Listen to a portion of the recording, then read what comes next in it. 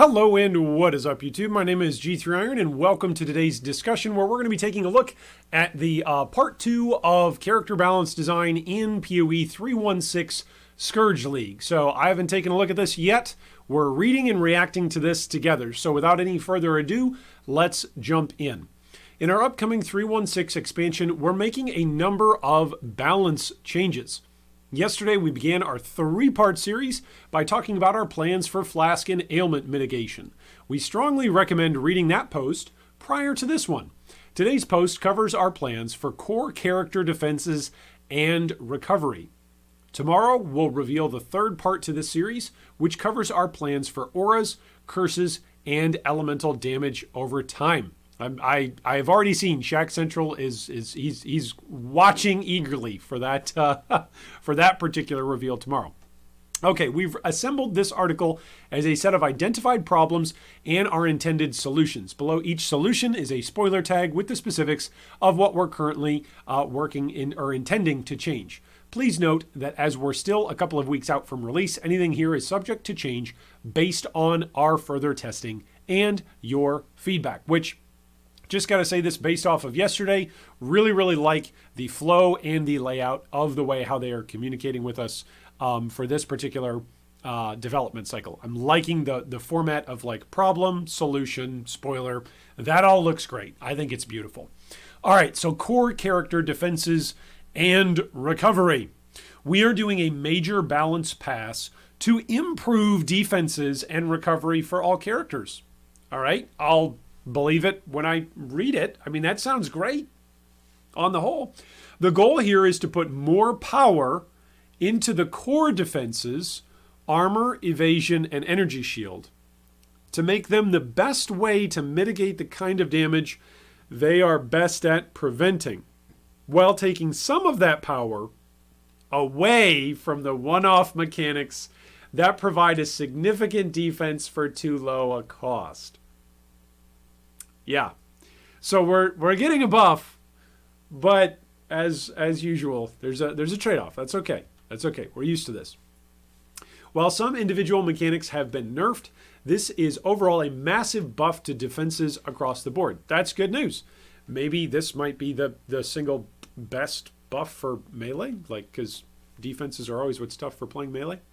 Previously, there were some very tanky characters, but they were gated behind specific niche mechanics and uniques that were not accessible to everyone.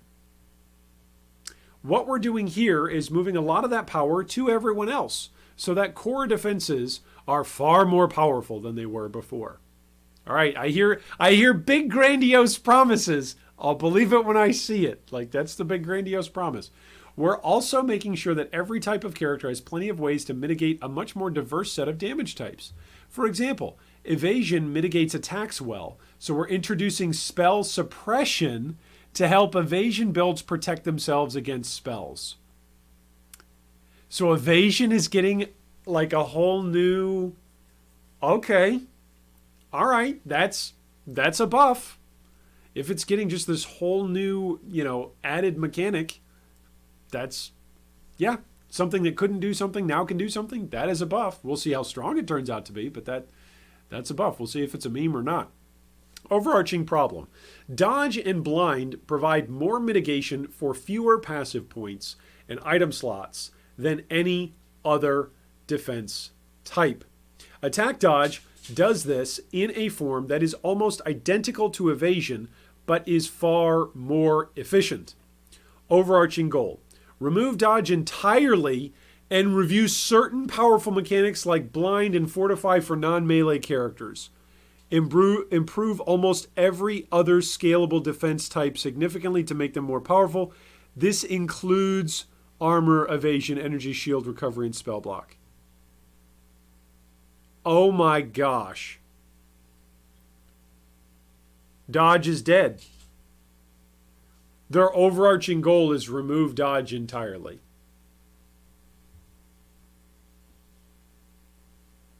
Wow. Okay.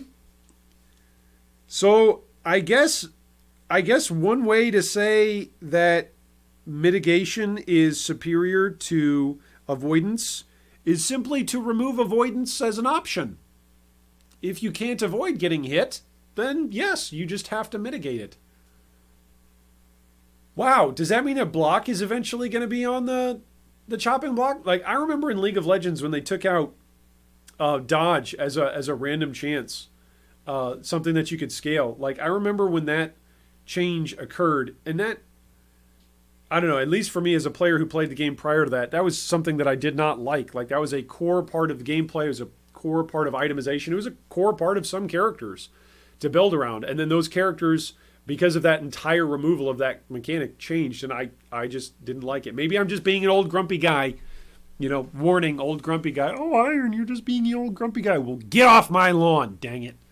Like, I play something, I like it, I have an expectation that the thing that I like is the thing that I like, and then the thing that I like changes, and then I go, I don't like this anymore. Well, why don't you like it? Just enjoy it. Okay, so that's their overarching goal. That doesn't sound like that's happening right now, but that's why they say overarching goal. If dodge is a problem because eventually you can just, because it's too powerful and you just don't get hit and don't take any damage, then I don't see how block isn't the next logical thing that's eventually going to go away. Maybe not. Maybe one of you is going to be able to number crunch an argument why not, but if not getting hit is a problem, they just want to make mitigation the way to play the game, and we're all soak tanks, you know, where you soak damage rather than you just avoid it. I mean, that's okay. Okie dokie. Problem. So moving on. Next problem. Armor as a core stat doesn't provide sufficient defense with low to medium investment. Yeah, you just have to go to the moon. Armor characters instead rely on a number of other mechanics to provide them with the defenses against physical damage that armor is meant to provide. Yeah. Yep. No, that sounds about right. Solution. Improve the armor formula so that armor is more powerful, providing better mitigation across the board, and increase the strength of modifiers on items that add base local armor. Okay. Let's see here. Previously, if you had 10,000 armor and you took a hit that dealt 2,000 physical damage, you'd reduce that hit by 20%. Now you'll reduce that hit by 33%. Okay, so armor is getting a buff here. A rule of thumb with the new armor formula is that if you want to get 50% mitigation against a physical damage hit, you need 5 times the damage as armor, where previously it required 10 times the damage. As an example, if you want to mitigate a 5,000 hit down to 2,500, you used to need 50,000 armor to do that. Now you will only need 25,000 armor. So that seems like a pretty significant buff. Increase the strength of modifiers on gear that add base local armor, and added a smoother progression of tiers, as they were all currently very low until the highest tier, and had some levels where there was no new tier for a large number of levels. This will, on average, result in items with higher armor on them, especially during the campaign and early maps, and make it much more affordable to reach decent armor values. See, I just don't understand this. Like, percentage physical damage reduction as a percentage was an alternative to armor-based characters. They removed a bunch of sources of that back in Delirium. When Delirium Jewels came out, there were a couple of different things, a couple of different physical percentage damage mitigators that were added specifically on, I think one of them was Dragon something or other. One of my good buddies and guildies and friends who taught me Path of Exile, he really loved it. I forget what it was, but you know, it was a Delirium Jewel that you could get just flat percentage physical mitigation on. And so even if you weren't an armor-based character, that was a good form of defense, especially if you're playing hardcore. And they eventually removed that after Delirium went core, and they've gradually removed all of these other forms of physical mitigation other than armor.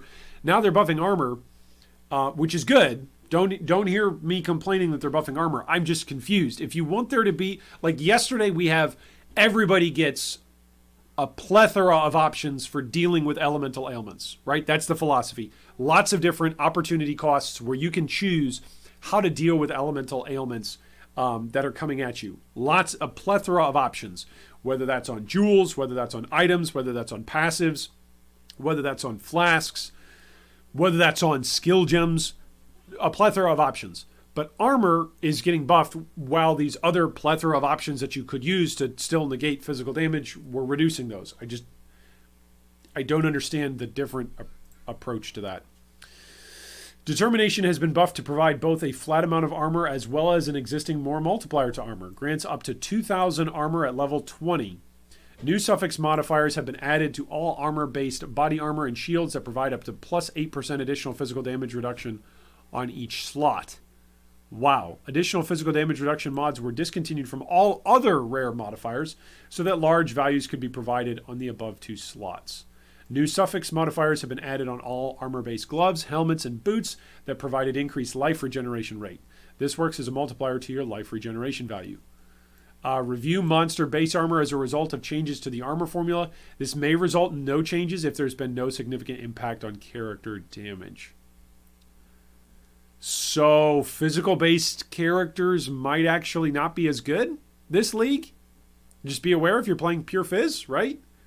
Because they, like, monsters that have armor might actually be better now. That's kind of interesting. Just be aware of that. Okay, next problem. Evasion doesn't provide sufficient defense. No, that's why people built dodge, but you want to remove dodge from the game. Evasive characters instead rely on the acrobatics and phase acrobatics keystones to provide attack and spell mitigation. Oh my gosh! Okay, I've been saying it for leagues on leagues, guys. I've been saying it for leagues. Oh no, is this the league that phase acro and acro are going the way of the dodo bird? Well, this is it. Remove attack dodge entirely, substantially buff evasion so that it is a good option, and make sure it is easily available on items. Here's the specifics. Improve the evasion formula to grant more chance to evade for all values of evasion rating. To have 75% chance to evade against a tier 16 map monster, you currently need 49,000 evasion rating to achieve this.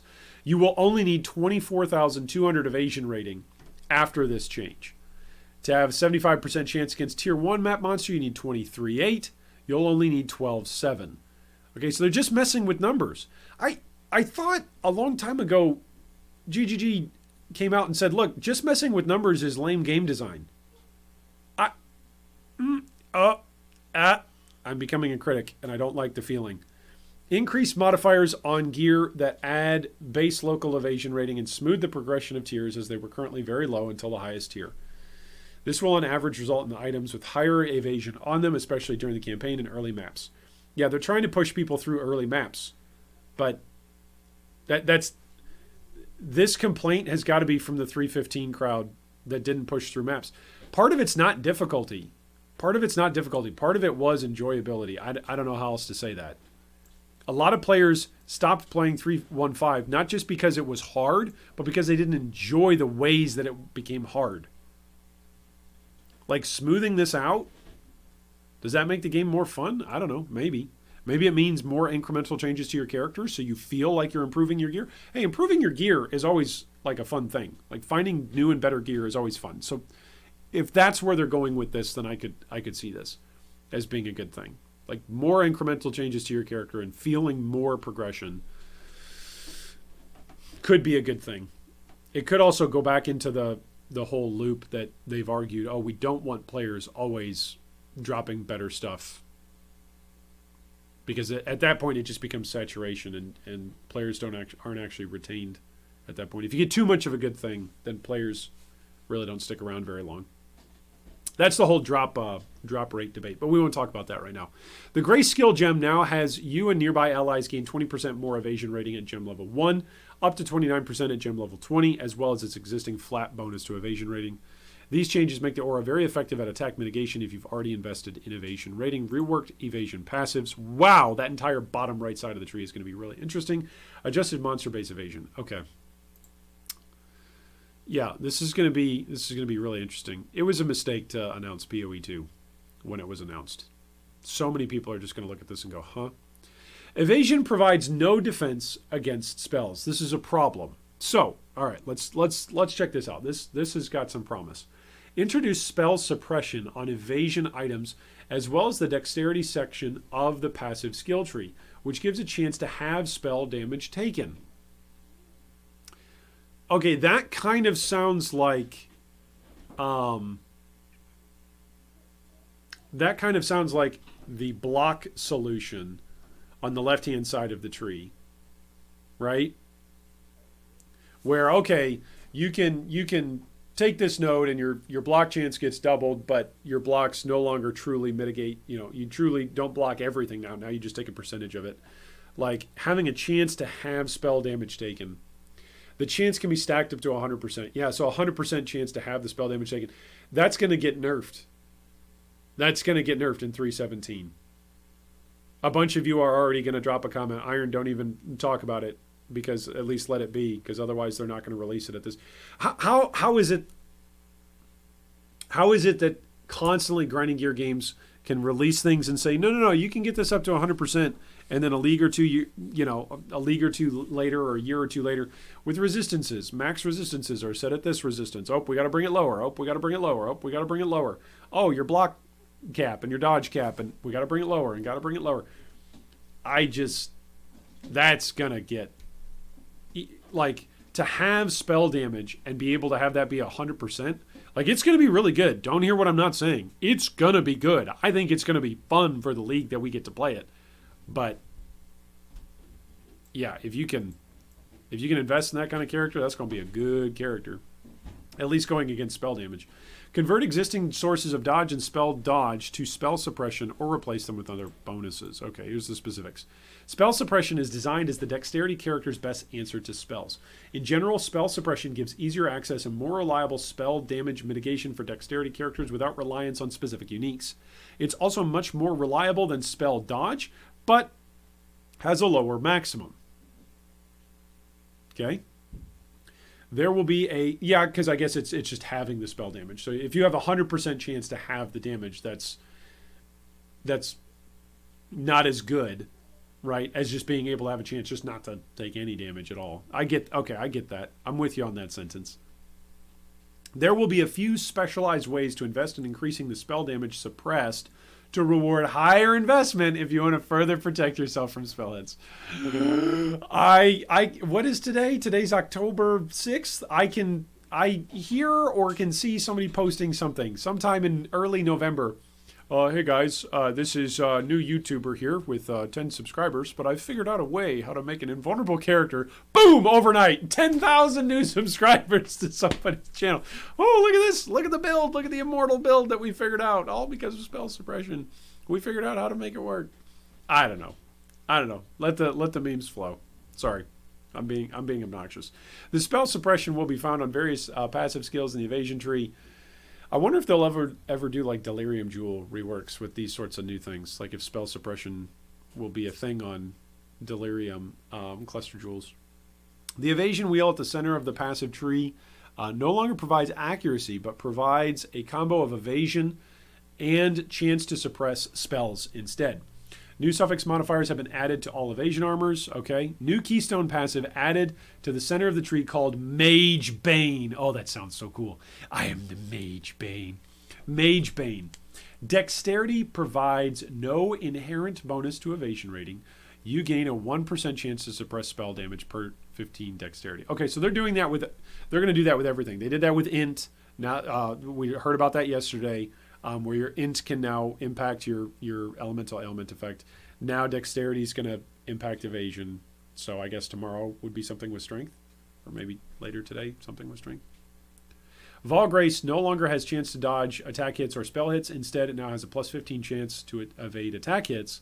And suppress spell damage dealt to you is unlucky. That's just a nerf. That's just a nerf.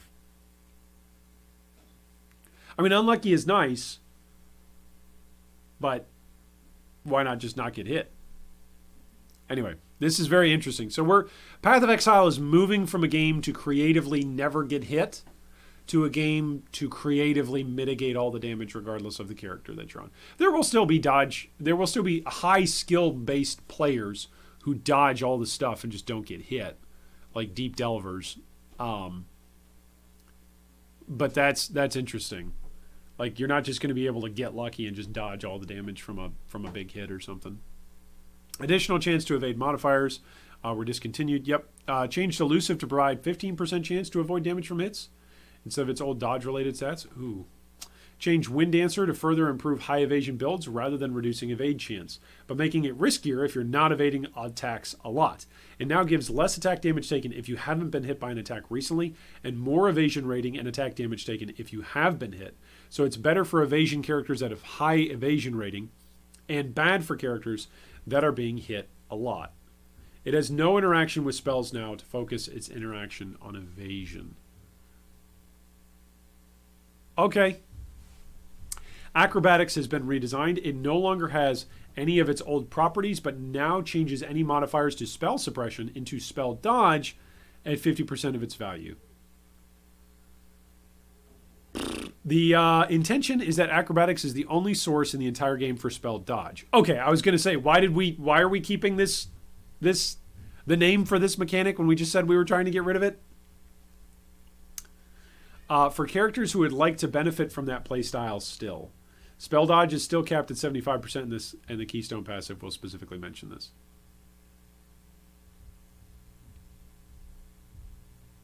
Okay. Phase Acrobatics no longer exists. Okay. Rest in peace, Phase Acro. Used you a lot on a whole lot of Tricksters and a whole lot of Rangers. Many other smaller changes to the top. Okay, for passives and skills. All right, next. Problem. Due to armor and evasion not working effectively as primary defenses previously, we've introduced a lot of mechanics over the years that either scale them too efficiently or scale off of them too efficiently or not well enough. Okay, so you just gave a range of options. Either it's way too good, or too bad. Yep, that's a range of... That is a problem. You've described a problem. The intention would be that the straightforward way of getting armor or evasion on your items is the best way to maximize its efficiency. Solution: review all mechanics that scale off armor and evasion and all mechanics that grant large values. Oh my goodness.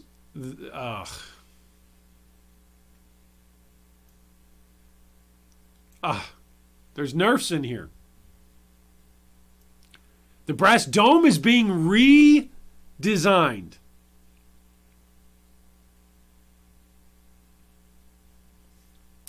Vol Molten Shell. Buff will now grant plus 50. Oh, it's just flat. Up to 858.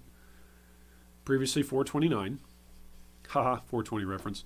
Buff no longer grants 20 to 29% more armor. Now grants 35% of damage from hits as taken from the buff before your life. Okay. The Formless Flame and the Formless Inferno now grant armor is increased by overcapped fire resistance. Ooh. Great wording.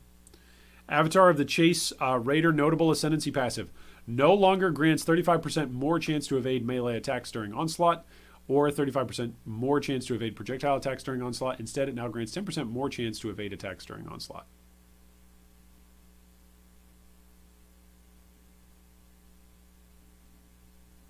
That's a... Unless I'm misunderstanding the numbers there, that's a huge change. That's 25% change right there. Okay, the Snowblind, Grace, and Perfect Form now grant evasion rating is increased by overcap cold. Willow Gift no longer grants Fortify buffs you create. Instead, grant 30% more evasion rating. Instead, it now grants 4% chance to suppress spell damage per fortification. Okay. Okay. All right, next problem. Just keep moving on. Characters who rely solely on armor are not protected against elemental damage. Solution: add more maximum elemental resistances to areas of the passive tree that have armor in them. You took that away from some spots a couple leagues ago. Why? More access to maximum elemental resistances has been provided to armor areas of the passive tree in order to shore up the weaknesses of armor-focused characters. More information on passive skill trees changes will be coming later. Stack Armor League. 316 is the Stack Armor League. All right, first problem. The Veiled modifier that increased quality on equipment was required to maximize the energy shield from an item. This is a problem because you cannot pick up the best energy shield items off the ground. Second problem. Stacking energy from not notable passive on cluster jewels was too efficient as a way to maximize your energy shield. Why is that a problem? It's already a pretty rare thing to get. And then it's a pretty rare thing to roll. It's not super rare, but, like, why? What is the metric for too efficient? That's my question.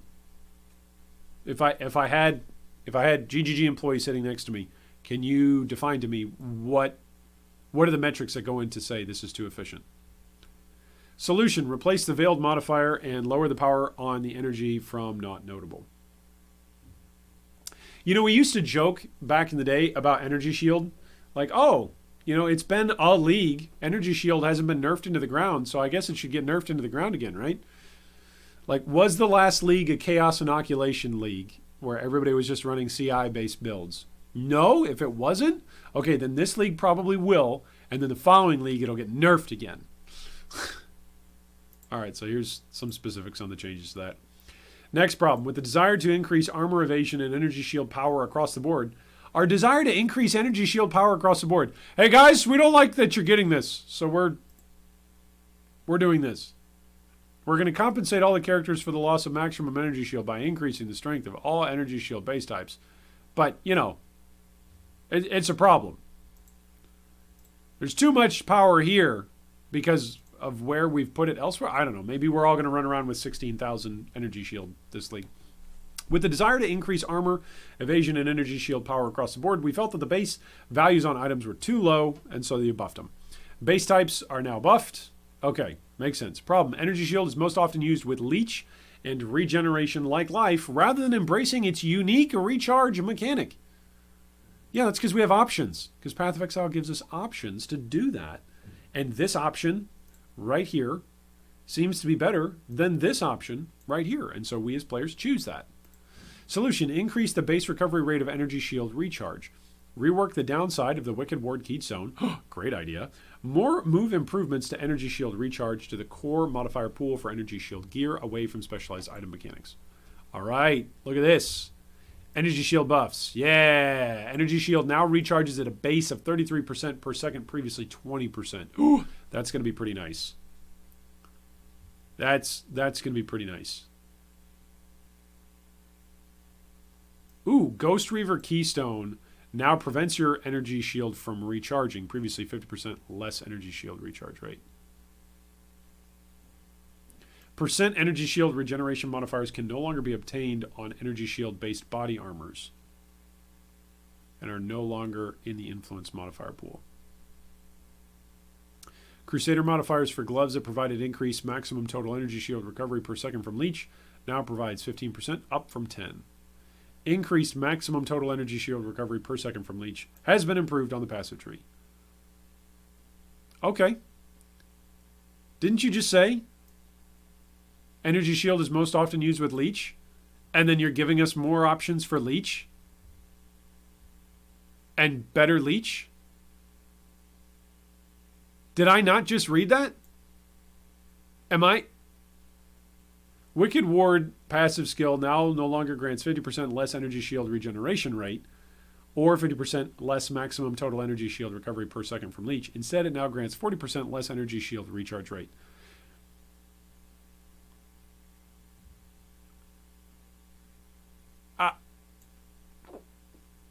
All right, I must be making a mistake with the numbers there. I've got to be making a mistake with the numbers. One of you is going to be good enough to point that out. Problem. Next problem. Builds wanting to invest in both evasion and energy shield. Wow, say that 10 times fast. Builds wanting to invest in both evasion and energy shield rely heavily on Ghost Dance, requiring them to be a trickster. Yeah, because it's the best option. It interacts literally with both evasion and energy shield. Give everyone access to Ghost Dance as a keystone passive.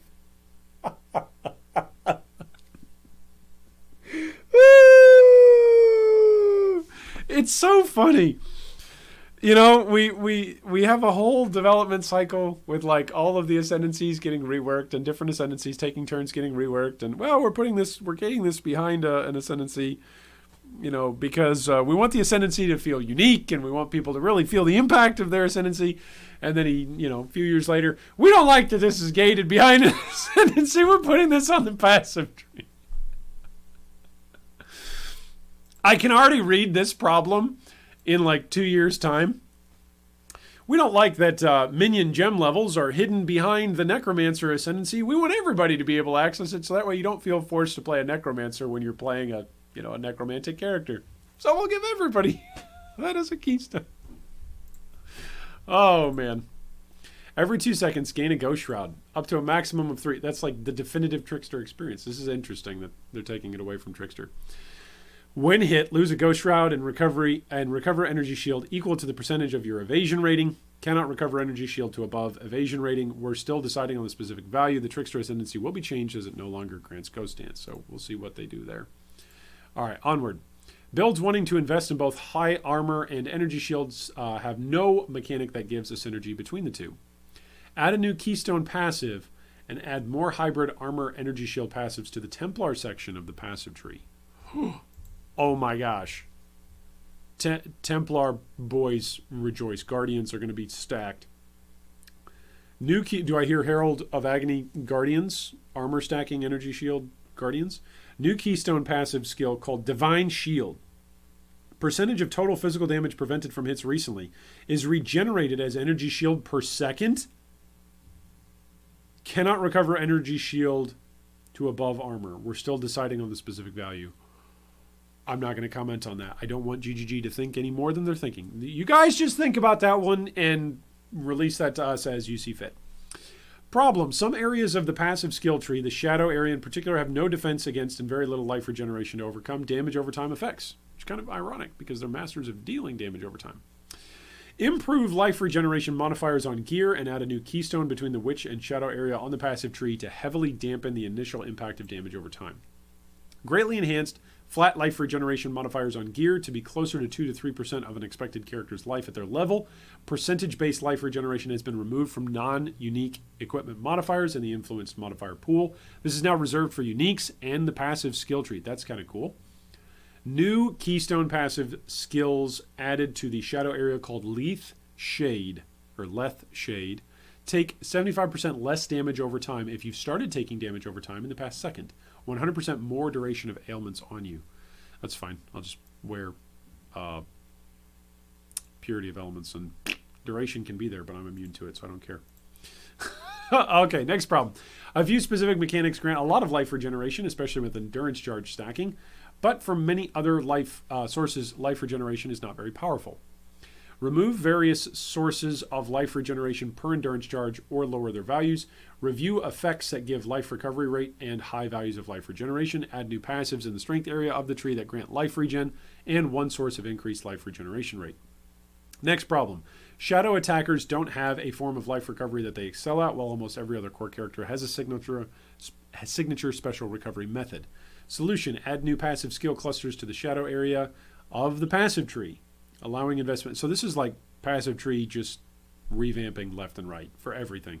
Problem. Witch and Shadowcasters don't have accessible form of life recovery. Is every part of the passive tree just going to have everything available on the whole passive tree? What's the point of the passive tree then?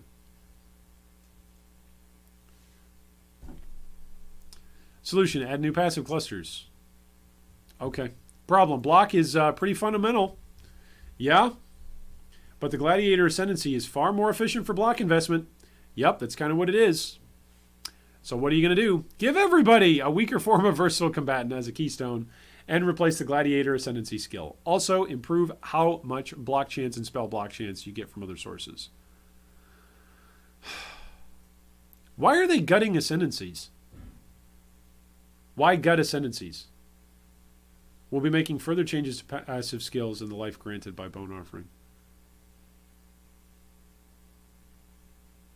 We're experimenting with a new notable passive that makes the Gladiator's chance to block attack damage lucky, which helps offset the downside of Versatile Combatant. That could be interesting. Problem. The pool of modifiers on shields includes some that have values that are too low or aren't relevant. Okay. As a defense, blind was equivalent to an incredibly high level of evasion with minimal character investment. It felt mandatory for all characters. Make blind synergize with evasion. Okay, so blind's getting smacked. Because Flesh and Stone blinded nearby enemies, it was incredibly popular. The changes to blind have reduced its power, so now characters may be missing a low-cost defensive reservation effect. Okay, Fortify. Fortify is intended as a defensive benefit for being a melee character. And just make it so that way you have to be using a melee skill tag or something. I don't know. but can often be obtained by spellcasters using melee weapon types that don't actually engage in melee combat. Weren't they talking about making this percentage based off the damage that you deal? Change the Fortify mechanic so its effect is based on your melee damage. Yeah, there you go. They were talking about that. Ha! There you go. I do have a memory. We're experimenting with a system that lets Fortify be applied based on melee damage dealt, so that tiny little melee damage hits don't provide a full strength Fortify. This means that we'll be able to introduce a chance to gain Fortify on hit on passive skills or items, which we've avoided in the past, but we're working to avoid a system where every spellcaster wants to run shield charge to get Fortify at little cost. Our eventual goal here is that all melee characters keep Fortify up reliably without a huge cost, while spellcasters and ranged characters won't have access to the mechanic without significant investment or being a champion.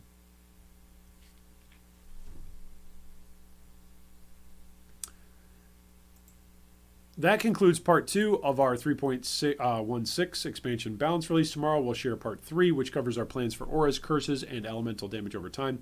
Please keep in mind we're several weeks away, and so there you go. Everything's subject to change. We'll see you tomorrow. Yeah, it was a mistake to announce PoE 2. I think so many people are just going to go, I don't want to relearn the game right now. There's so many changes. There's a lot of big time changes. And I don't know. We'll see. We'll see how many people stick with 3.16. We will see. I think there's some really awesome buffs in here. I think there are some really awesome changes. I'm not sure at a certain point where change is just happening for the sake of change. There's a bunch of players that are out there. I'll just say it's not me. This is not my personal opinion. This is not G3 Iron's personal opinion. There are a bunch of players out there who say basically from Delirium through Ultimatum, players really had the best year of Path of Exile. I don't know if this is improving on that. Now, you could argue that that's content, right? That's going to be that content is what made that year so great. I don't know. There's a lot of core character changes that are going on, and we'll see whether or not players receive those well or not. One thing that is cool about all this, even as I critique and as I wrap up here, I will say this.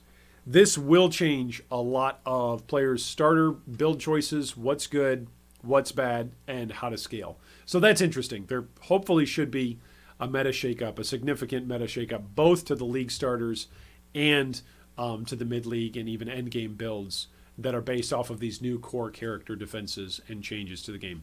Anyway, thanks for joining us today. We'll be back tomorrow with part 3, and I hope the upcoming 3.16 Scourge League is the league a Mirror of Calandra drops for you. If you'd like any more information about the topics we chatted about today, links are provided down below in the video description. The G3 community has grown a ton over the last several years, and that's thanks to viewers like you and faithful Patreon supporters. Big shout out to longtime supporters and first-time supporters for this month.